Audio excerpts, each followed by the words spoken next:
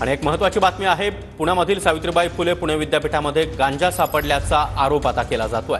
विद्यापीठाच्या इमारतीबाहेर विद्यार्थी संघटनेने आंदोलन केलंय। एका विद्यार्थ्याकडे आक्षेपार्ह वस्तू सापडली, ती तपासणीसाठी पाठवली आहे। संबंधित विद्यार्थ्याचा वसतिगृह प्रवेश रद्द करण्यात आलाय, तशी माहिती प्रशासनाकडून देण्यात आली आहे। आणि या संदर्भात अधिक माहिती देण्यासाठी आमचे प्रतिनिधी प्रदीप कापसे सध्या आपल्यासोबत आहेत। प्रदीप, पुणे हे विद्येचं माहेरघर, मात्र आता पुणे विद्यापीठातच गांजा सापडल्याचा आरोप केला जातोय।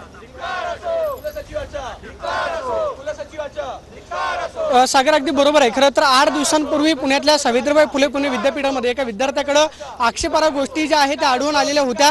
विद्यापीठ प्रशासनाचं म्हणणं आहे की त्या विद्यार्थ्याकडे सिगारेट सापडलेले आहे, मात्र आपण पाहतोय की विद्यार्थी संघटना आक्रमक झालेले आहेत। विद्यार्थी संघटनांचं म्हणणं आहे की त्या विद्यार्थ्याकडे गांजा जो आहे तो सापडलेला आहे आणि त्यासाठी हे सगळे विद्यार्थी विद्यापीठामध्ये ठिय्या मांडून बसलेले आहेत। काय नेमकं तुमचं म्हणणं आहे, काय सापडलेलं होतं? आमचं म्हणणं हेच आहे की 14 तारखेला विद्यापीठामध्ये हॉस्टेल क्रमांक 8 मध्ये अंमली पदार्थ सापडले मोठ्या प्रमाणात। त्याचे व्हिडिओ आहेत, त्याचे सगळ्या गोष्टी विद्यापीठाकडे आहे। त्यानंतरही आज तागायत एकाही व्यक्तीवर गुन्हा दाखल नाही झाला की हे अंमली पदार्थ आले कुठे। असं म्हणतंय की ते सिगारेट सापडलेलं आहे, आक्षेपार्ह गोष्टी आहेत। आक्षेपार्ह म्हणजे नेमकं काय?